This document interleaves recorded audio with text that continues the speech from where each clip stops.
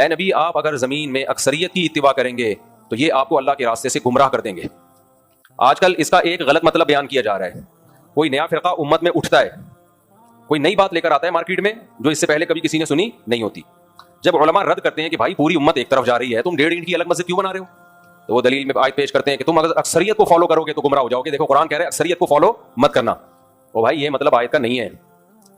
یہ نبی صلی اللہ علیہ وسلم کے دور میں نازل ہوئی جب اکثریت کافروں کی تھی, دنیا شرک اور کفر سے بھری ہوئی تھی. اس میں اکثریت سے مسلمانوں کی اکثریت مراد نہیں ہے, کیونکہ مسلمانوں کی اکثریت کو تو فالو کرنے کا حکم دیا گیا ہے. مسلمانوں میں اکثریت گمراہی پہ جمع نہیں ہو سکتی.